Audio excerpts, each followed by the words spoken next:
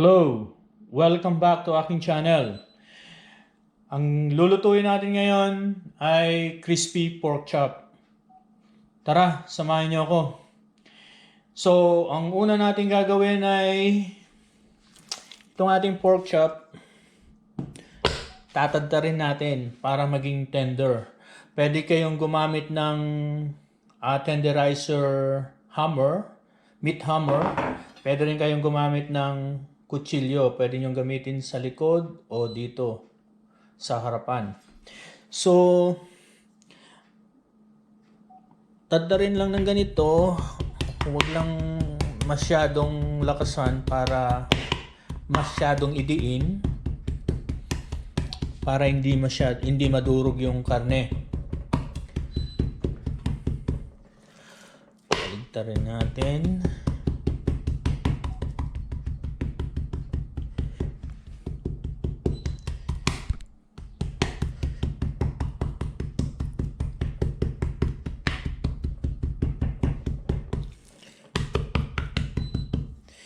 Pwede natin baligtarin ng kutsilyo.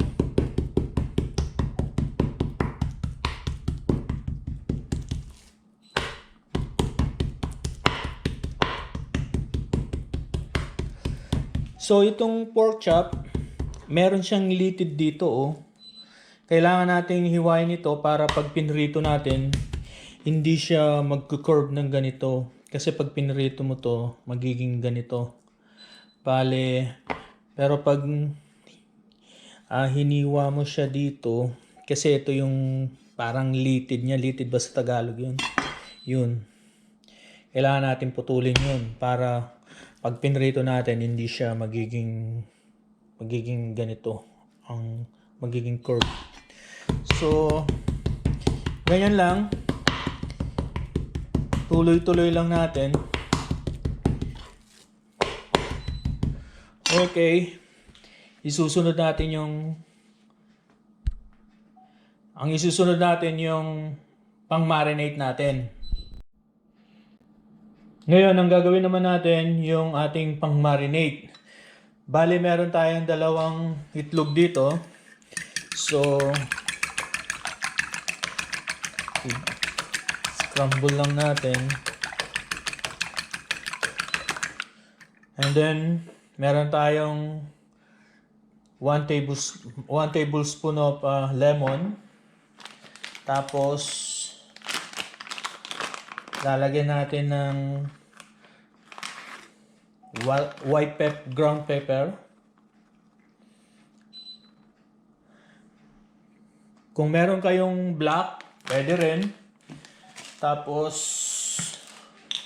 1 teaspoon na salt.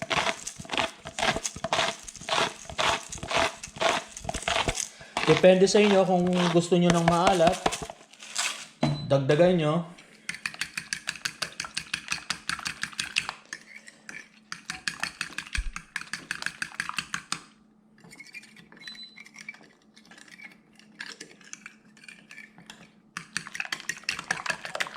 Pwede kayong gumamit ng black pepper.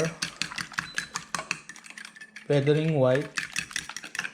Parehas naman na paminta yan.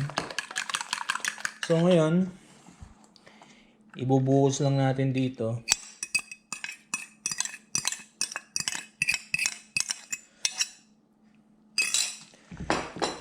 Tapos,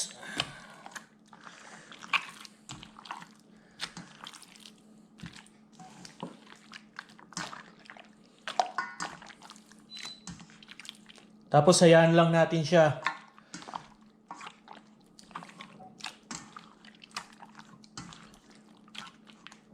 Siguro mga 30 minutes hanggang 1 oras, nasa sa inyo.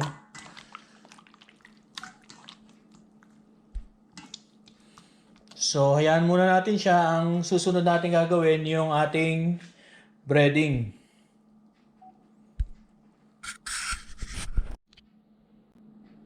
So, ang susunod natin yung ating breading.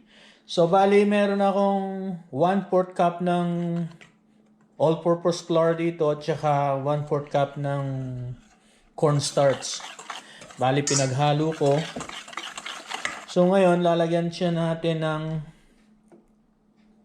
paprika, half teaspoon na paprika. And then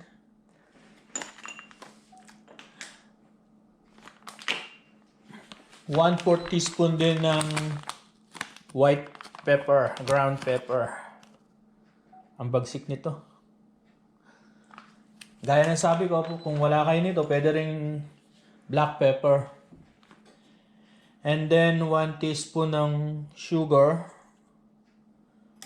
At saka 1 teaspoon ng salt.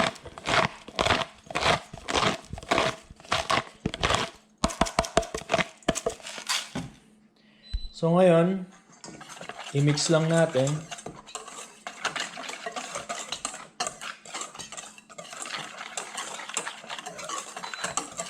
Mix lang natin na maigi.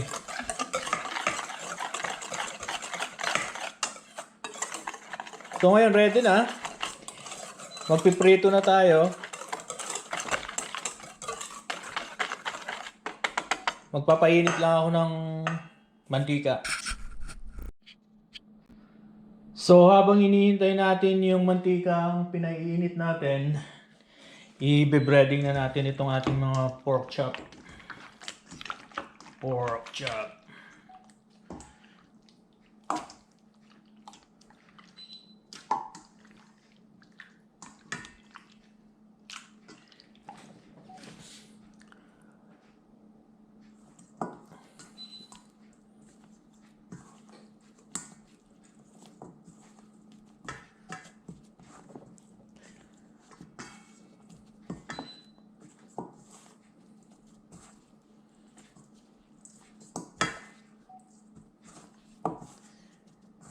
Kailangan i-cover natin lahat para maging crispy siya.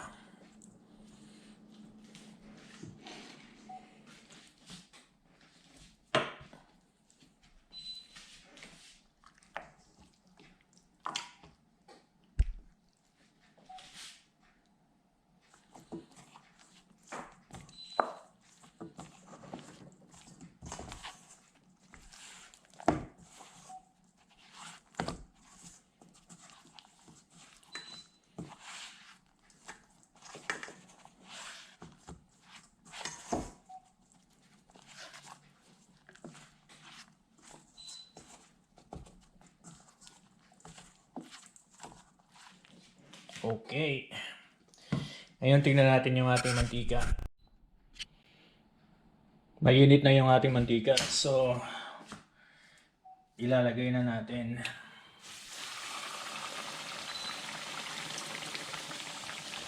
So, pagkainit ng mantika,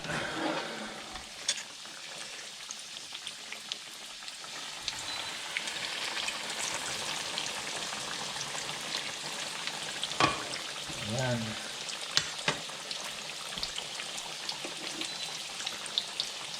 Tapos medium heat lang natin para hindi masunog yung breading. Okay, balikan natin mamaya pag i-turn na natin sa kabilang side. So, ibabaliktad na natin. So, meron pala akong nakalimutang kanina, hinabol ko lang. Bale,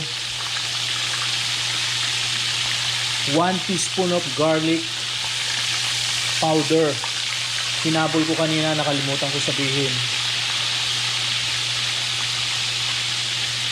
Lagyan yung breading lagyan nyo ng 1 teaspoon of garlic powder. Yan, balikan natin ulit mamaya.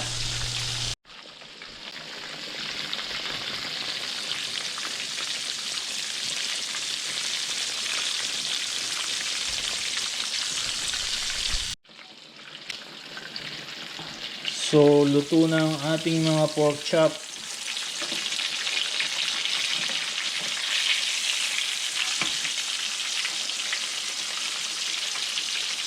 So, tanggalin na natin.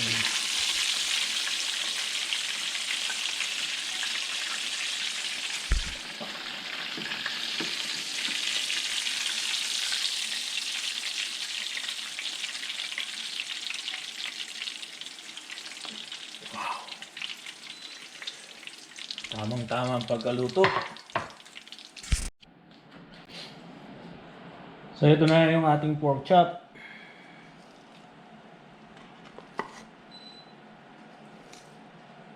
Try nating hiwain itong isa.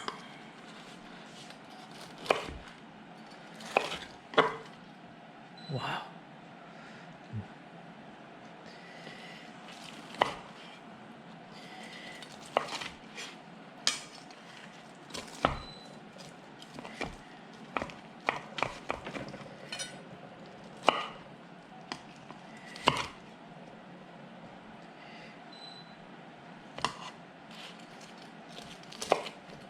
Okay. Luto na ang ating pork chop. Salamat sa panonood. Hanggang sa susunod. Kung bago ka sa aking channel, mag-subscribe ka na. I-share ang aking mga video. Okay, maraming salamat.